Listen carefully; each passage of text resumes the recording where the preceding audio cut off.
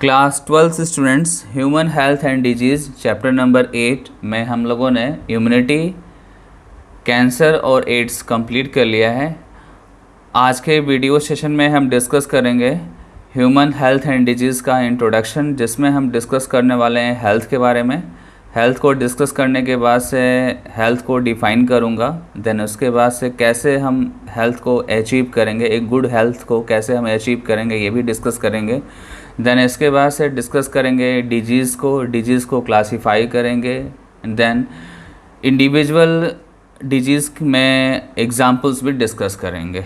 ठीक है, तो ये हमारा आज का सेशन में डिस्कस होगा, जिसमें सबसे पहले हम डिस्कस करेंगे इंट्रोडक्शन अबाउट हेल्थ। ठीक है, इंट्रोडक्शन जब स्टार्ट करेंगे एज़ पर एनसीईआरटी, तो एनसीईआरटी ने बताया है कि अर्ली ग्रीक्स में Hippocrates and Indian Ayurvedic system के अकॉर्डिंग अगर देखा जाए तो हेल्थ क्या है, health is a state of body and mind.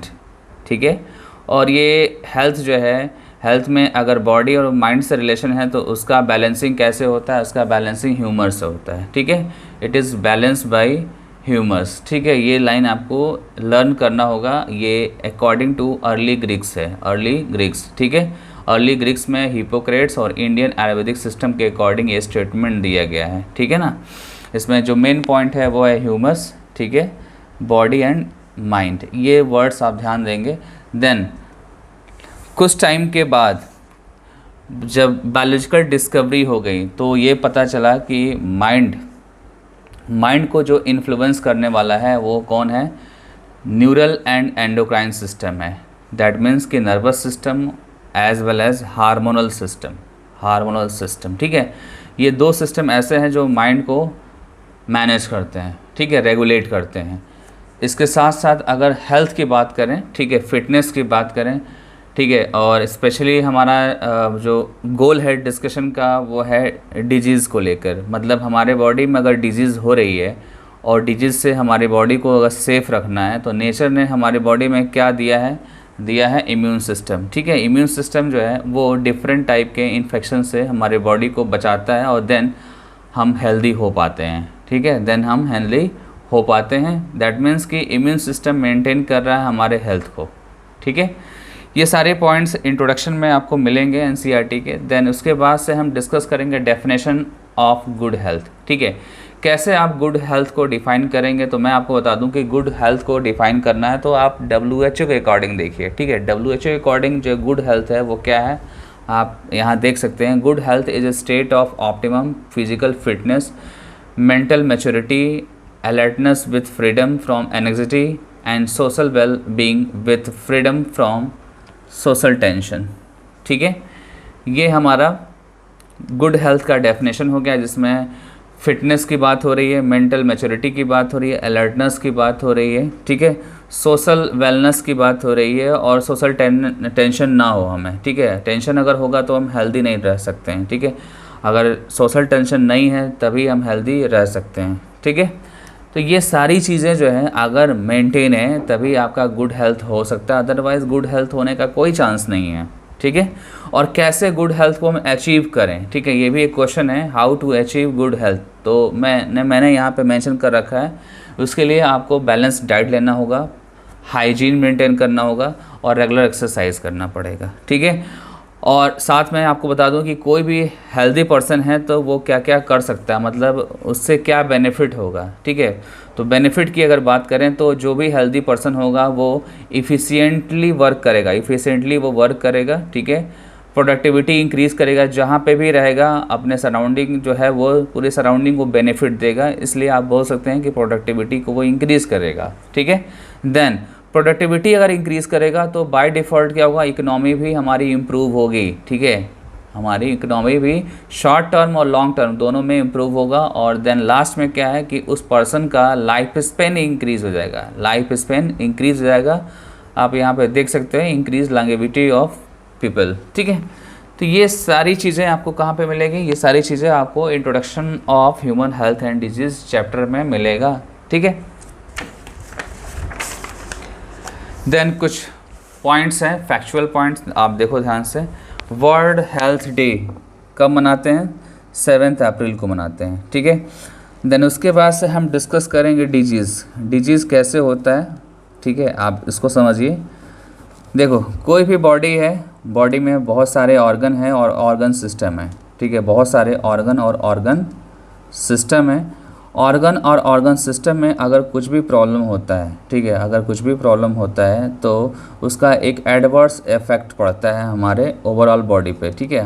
हमारे बॉडी पे एक एडवर्स इफेक्ट पड़ता है, और एडवर्स इफेक्ट जब पड़ता है तो वो डिफरेंट सिम्टम्स और साइंस से उसको आप आइडेंटिफाई कर सकते हैं, उसको कैटेगराइज कर सकते हैं, ठीक है। आपको पता है ना कि जब डिजीज़ होता है किसी को भी, तो जिस टाइप का डिजीज़ होगा उसके अकॉर्डिंग हमारे बॉडी में क्या होता है, साइन और सिम्टम्स आते हैं, ठीक है। उससे आप क्या करते हैं, आप कैटेगराइज कर लेते हैं कि किस टाइप का डिजीज़ है या कौन सा डिजीज़ है, ठीक है ना। तो ये आपका एक तरीके से डिजीज़ का डेफिनेशन हो गया। आप यहाँ पे देख सकते हैं, मैंने मेंशन कर रखा है proper. When the functioning of one और मोर organs or systems of the body is adversely affected, characterized by various signs and symptoms, we say that we are not healthy. It means we have a disease, ठीक है। अगर हमारे organ disturb हैं, हमारे organ पे कोई मतलब adverse effect पड़ रहा है हमारे बॉडी में, हमारे बॉडी में साइन और सिम्टम्स आ रहे हैं, इसका मतलब क्या है कि डिजीज़ है, ठीक है। साइन और सिम्टम्स थोड़ा डिफरेंट आएंगे तभी आप बोलेंगे डिजीज़ है, ठीक है। देन अब हम डिस्कस करते हैं कि डिजीज़ या किसी भी बॉडी को अनहेल्दी होने में क्या क्या चीज़ें रिस्पॉन्सिबल हो सकती हैं, ठीक है। अगर किसी को डिजीज़ है, किसी को प्रॉब्लम है अगर है, तो क्या क्या चीज़ें उसको इफेक्ट पहुंचा सकती है, तो उसके लिए डिफरेंट लेवल पे आप डिस्कशन कर सकते हैं यहाँ पे, ठीक है। फर्स्ट जो लेवल है वो है आपका जेनेटिक डिसऑर्डर, मतलब कि ये बाय बर्थ होगा, और बाय बर्थ अगर कोई प्रॉब्लम है तो हमारा हेल्थ में प्रॉब्लम आ सकता है, ठीक है। देन इन्फेक्शंस भी हो सकते हैं बॉडी में हमारे, ठीक है। डिफरेंट टाइप के पैथोजेंस हमारे सराउंडिंग में है, जब उनका इन्फेक्शन होता है तो हमारी बॉडी पे इफेक्ट पड़ता है, हमारे बॉडी में कोई ना कोई डिजीज़ लॉन्ग टर्म में या शॉर्ट टर्म में होता है, और कुछ टाइम के बाद वो सिम्टम्स और साइन में दिखने लगते हैं, ठीक है।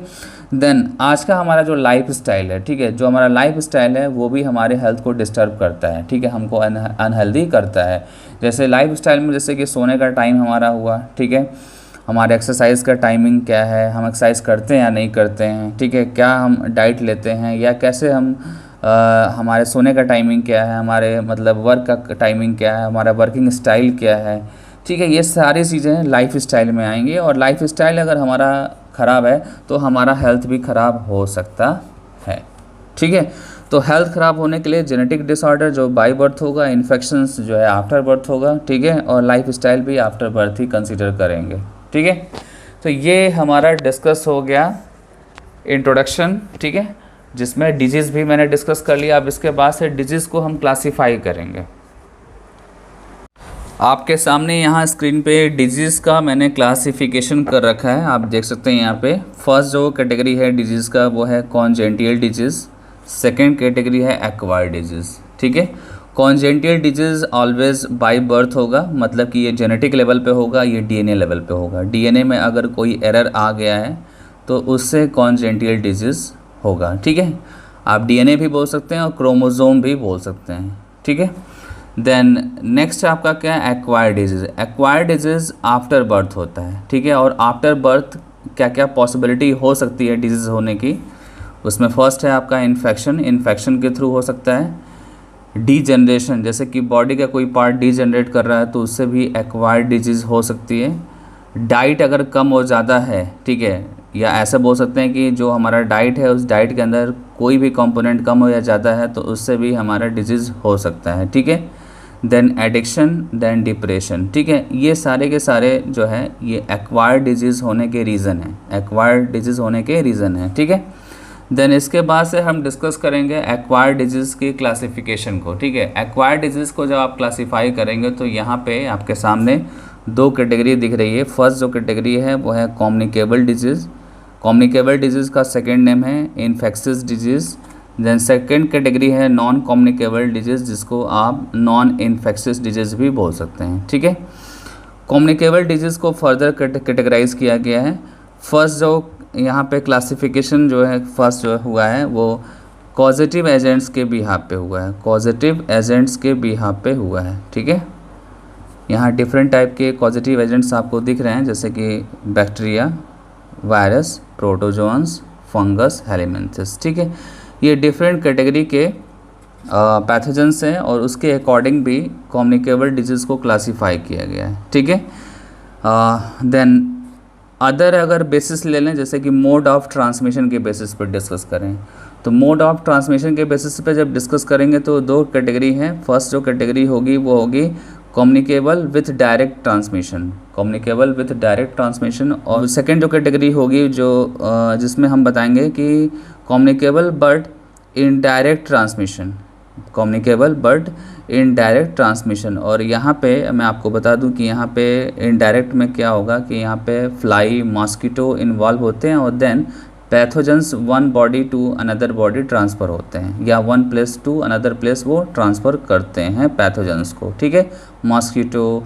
फ्लाई, ठीक है, या अदर कुछ इंसेक्ट्स हैं जो पैथोजेंस को one place to another place लेके जाते हैं। ठीक है, एग्जाम्पल में आप ले सकते हैं मलेरिया। मलेरिया में आपको पता है ना कि मॉस्किटो जो है, फीमेल एनाफिलिस मॉस्किटो जो है वो प्लाज्मोडियम वाइवेक्स को हमारे बॉडी में ट्रांसफ़र करते हैं। ठीक है ना, तो वहाँ पे आप समझ सकते हैं कि मॉस्किटो क्या है, एक वेक्टर है, और वेक्टर जब भी इन्वॉल्व होगा तो कम्युनिकेबल का वो इनडायरेक्ट में आएगा वो। ठीक है ना, कम्युनिकेबल का जो इनडायरेक्ट टाइप है उसमें वो आएगा। ठीक है, देन अगर डायरेक्ट में एग्जाम्पल की बात करें तो डायरेक्ट में चिकन पॉक्स है, आपको पता है कि चिकन पॉक्स फिजिकल कॉन्टैक्ट से होता है। देन सिफिलिस है, syphilis is a sexually transmitted disease.